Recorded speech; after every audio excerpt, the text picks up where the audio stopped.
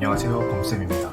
이번 영상에서는 심층 면접 갈등 상황 유형을 한번 가져와 봤습니다. 갈등 상황 유형은 심층 면접에서도 종종 등장하는 유형일 뿐만 아니라 현직에 나왔을 때도 수많은 갈등 상황을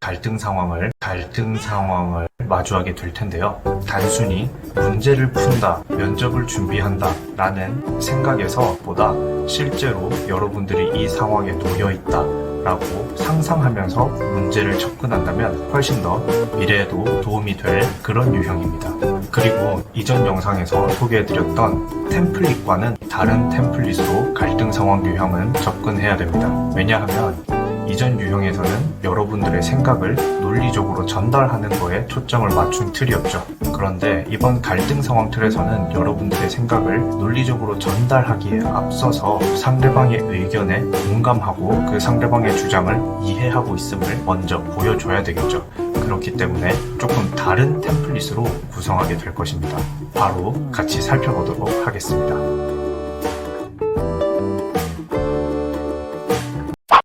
자, 갈등 상황 유형을 한번 다뤄보도록 하겠습니다. 제가 문제를 하나 가져왔는데요. 이 문제는 기출문제가 아니라 제가 실제로 겪었던 내용을 각색한 것입니다. 같이 확인해 보도록 하겠습니다.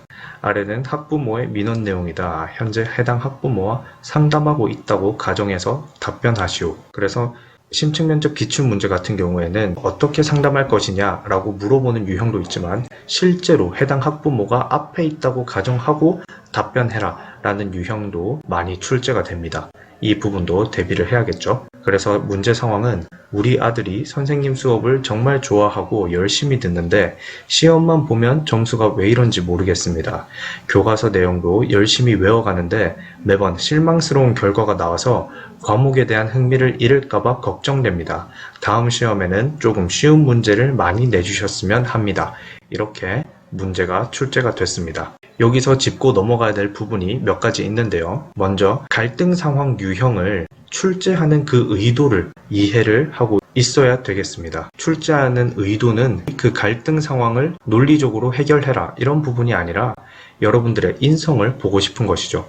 상대방의 감정에 얼마나 공감하고 상대방의 상황을 얼마나 잘 그 사람의 입장에서 이해할 수 있는지 그 인성을 보고 싶은 것입니다. 그래서 출제 의도에 맞게 답변을 하셔야겠죠. 그렇지만 그렇다고 해서 무조건 순응하는 모습은 보여서는 안 될 것입니다. 교사로서 가능한 부분이 있고 불가능한 부분이 있겠죠. 이런 부분에 있어서는 정확하게 전달을 하는 모습을 보여주셔야 되겠습니다. 실제로 거기에 채점관 선생님들은 현직 교감 선생님, 교장 선생님, 장학사, 장학검 선생님들께서 앉아 계신데 그 분들이 여러분들이 무작정 다른 사람 의견에 학부모의 의견에 순응하는 모습만 보여준다면 그것 또한 바람직한 교사의 모습은 아니겠죠. 그래서 무조건 순응하는 것보다는 자신의 상황을 논리적으로 설명하고 설득하는 모습까지 나아가야 될 것입니다.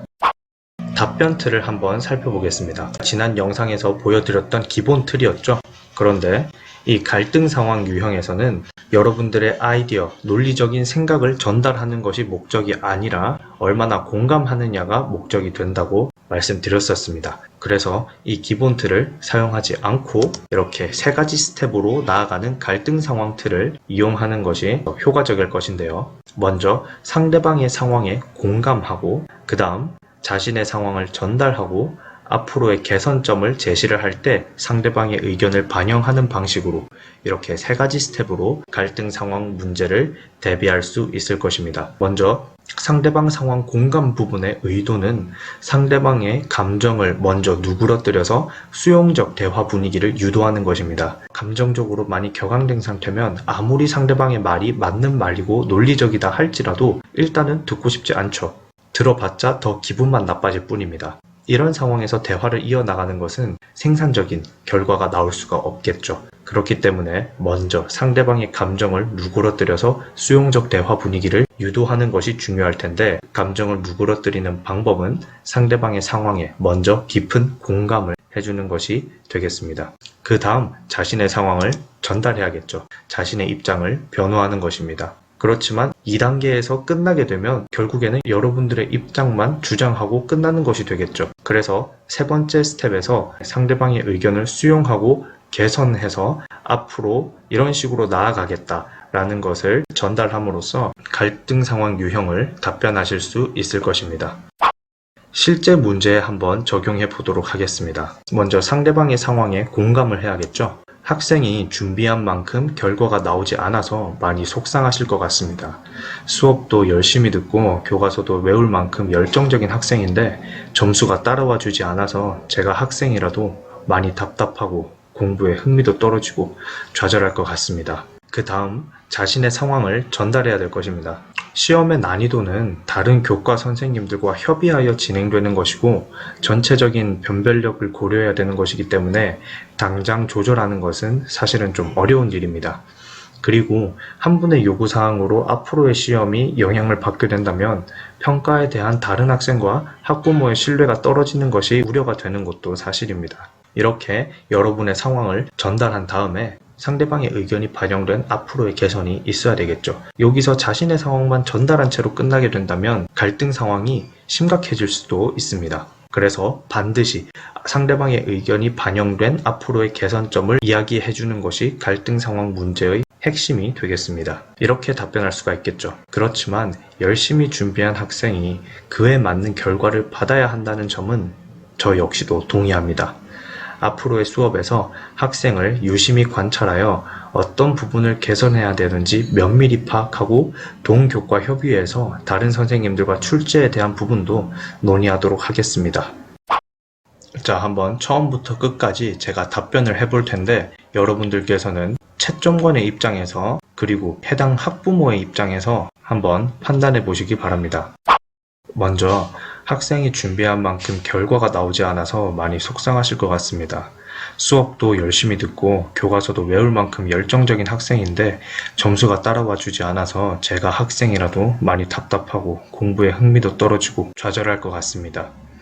그렇지만 시험의 난이도는 다른 교과 선생님들과 협의하여 진행되는 것이고 전체적인 변별력을 고려해야 되는 것이기 때문에 당장 조절하는 것은 조금 어려운 일입니다.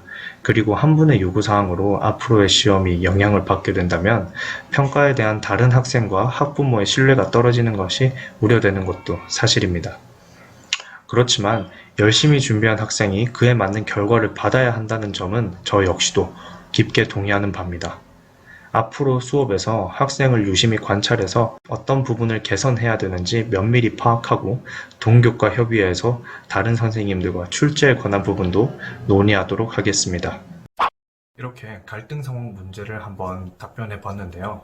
학부모가 앞에 있다고 가정하고 답변을 요구하는 문제, 학생이 앞에 있다고 가정하고 답변하게끔 하는 문제 같은 경우에는 너무 면접 톤으로 목소리에 힘을 줘서 이야기한다기보다는 조금 목소리에 힘을 빼고 나긋나긋하게 이야기를 하는 것도 하나의 팁이 될 수가 있겠죠.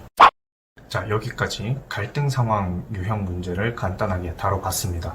다음 영상에서는 조금 더 유익하고 도움이 되는 내용으로 돌아오도록 하겠습니다. 감사합니다.